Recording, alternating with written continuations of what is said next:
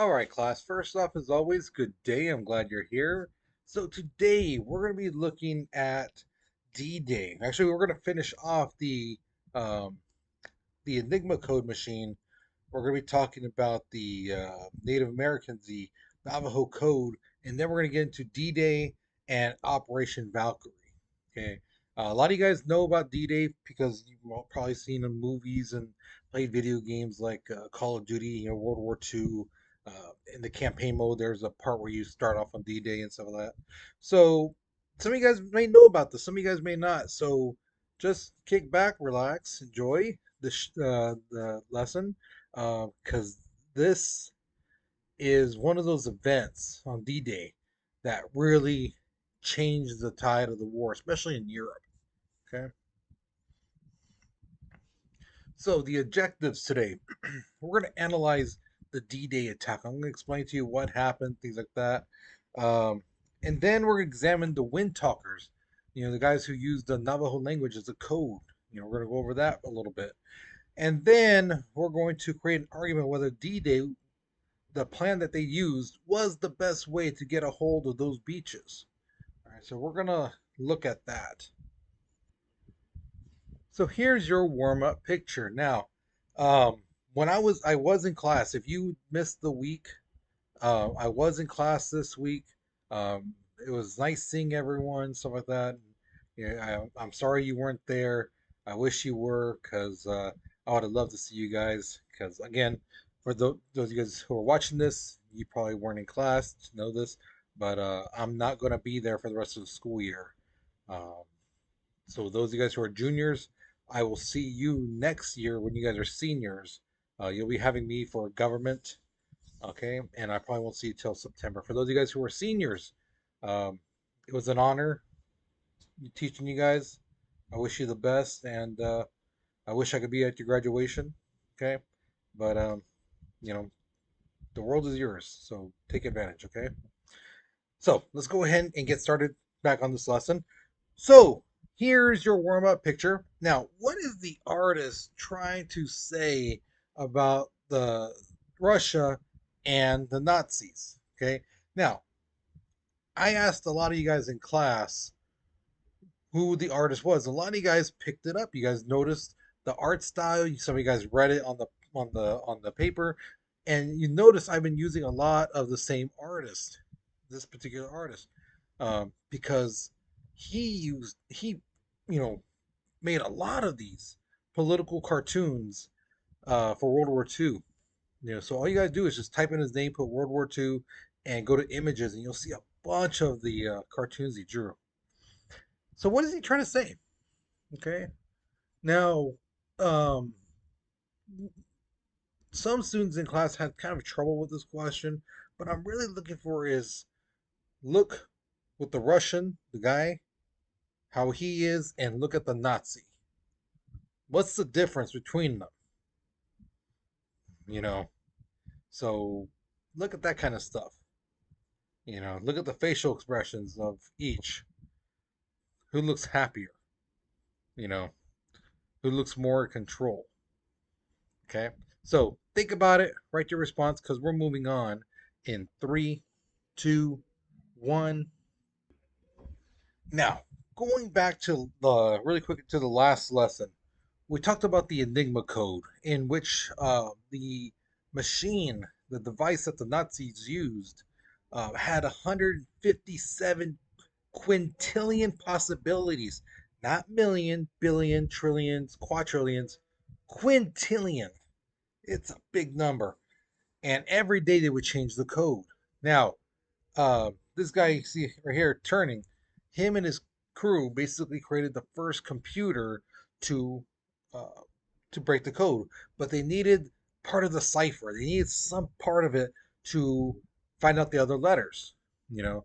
And they noticed every time the Nazis ended a conversation, whether it was spoken on a phone call, and a letter, you know, they always ended it the same way with two words: Heil Hitler. So with that, they knew which letters were H, E, I, L, T, R, and they just had to put those in the computer, and the computer took some time to find the possibilities, and boom, there it is. Okay, but here was the problem with finding out the code.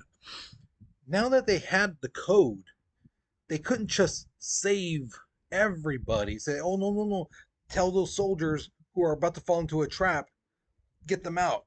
You know, because here's the problem. What if that happened? Let's say the Nazis had like secretly set up this ambush, right? And all of a sudden, here comes these soldiers coming through, and all of a sudden, the last second, they stop, turn around. You know, that would let the Germans know, wait, wait, something's going on here. One or two things possibly happen. Either we have uh, somebody who's a mole, someone who's on the other side, or chances are, more likely, they figured out the code.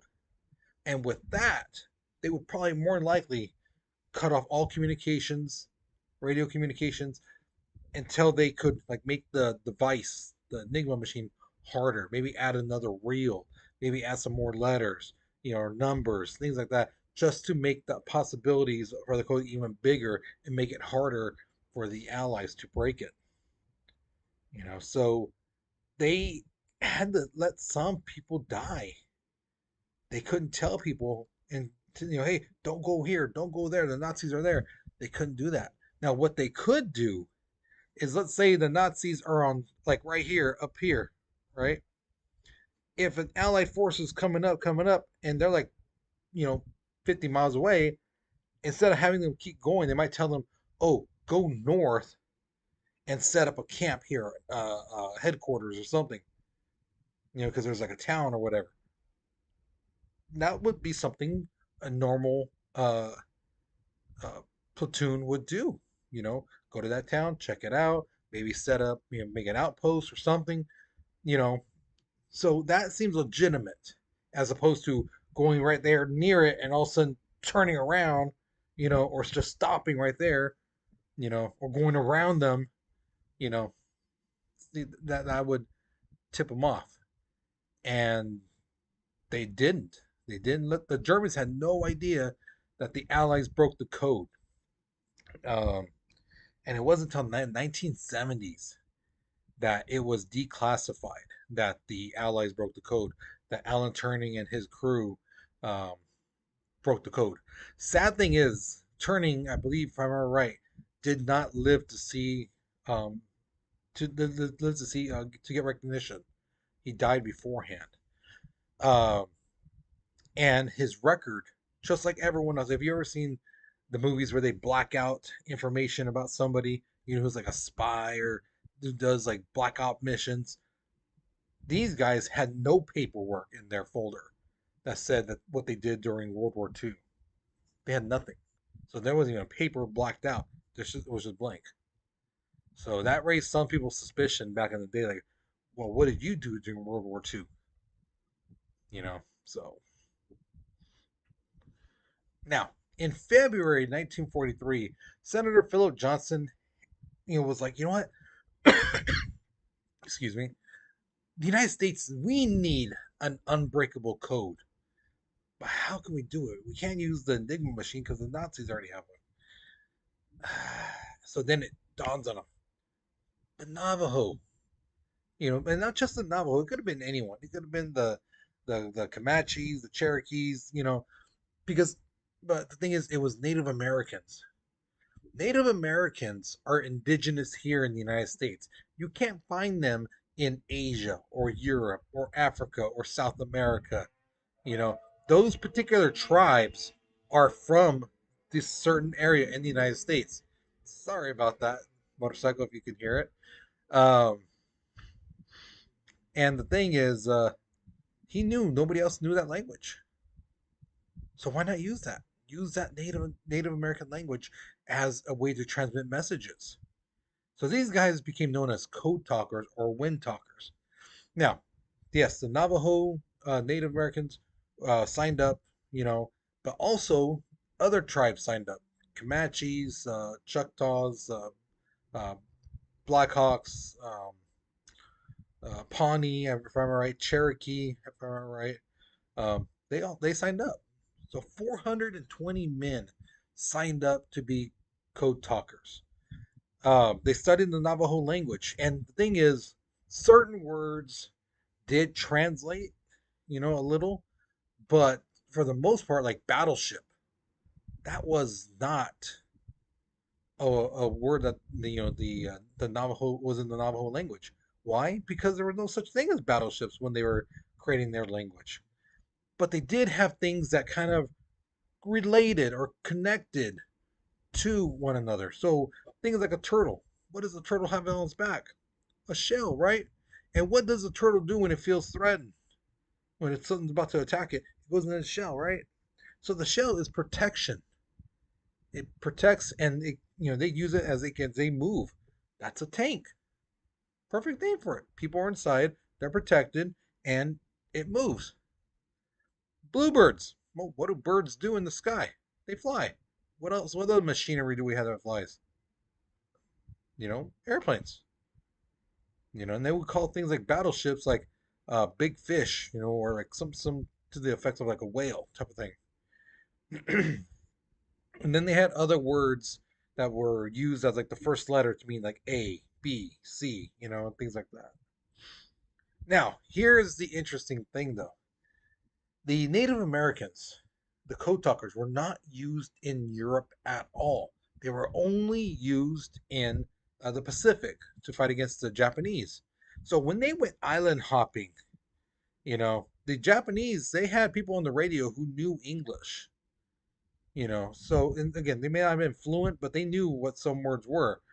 And when we get on the radio, the natives talking in their language, some of these Japanese soldiers are like, what in the world are they saying?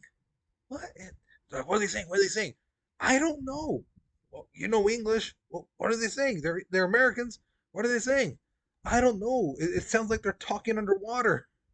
That was the thing I read in a book from a Japanese, one of the Japanese translators from World War II, and he said that that was his job to translate radio communications, and he was like, they sound like they were talking gibberish, and it sounded like they were talking underwater.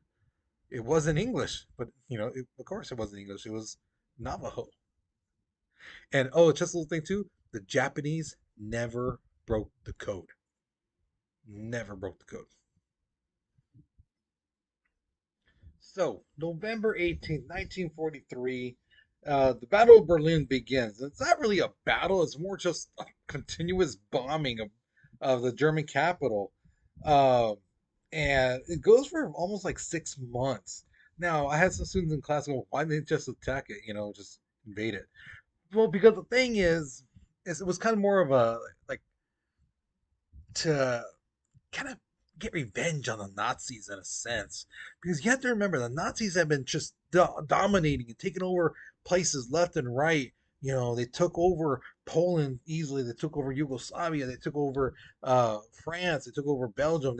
They tried to invade France. They bombed the hell out of Britain. So this was a way that the Allies said, you know what, you did this to us and to our friends, let's see how you like it. And they just, like I said, for almost like 6 months, just blew it to pieces. All right. Now, June 6th, 1944, also known as D Day. Now, here's the thing though. A lot of people, again, from watching movies, playing video games, think that the whole thing started when the soldiers went to the beach. No, no, no, no. Actually, what happened is around midnight, 24,000 troops, paratroopers, guys who were, jump on the airplane and stuff like that, they landed behind the beachheads. All right, so let's say like right here, this is where the beach is, where the Nazis are, and they've had planes go around and drop off 24,000 paratroopers. Now, the Nazis are not gonna be like, oh, there's guys who got behind us, planes out, a bunch of planes went all behind us. We'll just stay looking at the beach, make sure no one comes this way. No, they went over to attack those guys. They did leave it like a skeleton crew in a sense of people on the beach. Now that's where the D-Day invasion comes in. They crossed the English Channel. And at 6:30 in the morning, they invade. Okay, 176,000 men on 5,300 ships, basically crossing the canal on a 45-mile stretch of beachhead or beach area. Now, it is known as D-Day, but the official operation name is Overlord. Okay. Uh, Now, the Americans, they had different sections they were supposed to attack. Americans had section Utah and Omaha. Omaha is the one where a lot of people know about from movies and video games. Um, Utah's not really talked about too much. The British, their section was gold and sword. Now, this part gets a lot of people like, wait, what? Kind of just blows their mind. The Canadians, yes, our good old Canadian buddies up north. Now, oh yeah, how you betcha? Now, oh yeah, they're nice people, eh? Those guys attacked on D-Day alongside us. They were at Section Juno. Now, for Americans, this is the bloodiest battle in U.S. history. It beat out the Battle of Antietam, which happened during the Civil War era. You know, so yeah, bad day for Americans. But we were able to basically, in a sense, if you watch football, do a whole freaking blitz, right? I mean, it was like a straight up bum rush. People just bam hitting the beach, climbing up, and then going to getting to the Nazis and killing them. Those who were able to escape, like again, here's the beach, here's where the forest was. Those who came towards the forest, they were met with those paratroopers. Those paratroopers got some of those Nazis. So some of those guys ran right into our guys and they got killed. Some of the Nazis did get away, but yeah. Now, at this same time, Hitler has been fighting the the Russians, and he just lost a very public battle called Stalingrad, the Battle of Stalingrad against the Russians. He lost a very bad battle there. Now, to Hitler, he was like, okay, we need to get our men out of Russia because we need to get these guys fighting against the British and Americans. The way he saw it was this: yeah, we may have lost to Russia, right? But we can still kick out America and Britain because they're barely getting on land. They're barely getting a footing in here. So if we take all these soldiers in Russia, bring them out towards France, then we can kick them out. And then again, we can focus on Russia. Okay, but we need to take. We can't fight from two different sides. That's way too much. Now, here's another very interesting thing. Um, Hitler did not have complete love and loyalty of his people, especially those in the military. Okay. Yes, there were a lot of people who still loved Hitler, who were loyal to him, who praised him, and things like that. But especially in the military, a lot of these generals, they've been in the military for quite a while, and it was now turning into something that they didn't recognize anymore. They were still loyal to their country of Germany, but now it's like Hitler's more thinking about himself. It's all about him instead of the country and the people. It's more just his feeding to his ego and things like that. So some of these military leaders um, were getting kind of upset with Hitler. Now here's the trip. Here's the trippy thing, which a lot of students in class were like dumbfounded on. There were at least 42 attacks on Hitler to kill him. Everything from bombing and shooting and things like that, but they didn't pan out. Now, why do we know about 42? Because that's how many attempts there were. There were, I'm sure there was other plans to get rid of them, but we don't know about those because they didn't. Whoever was planning it, they didn't actually do it. So who knows how many different plans there could have been? There could have been hundreds and hundreds of plans to try to get rid of Hitler. The one plan that was the closest to killing him happened on July 20th. It's known as the July Plot or Operation Valkyrie.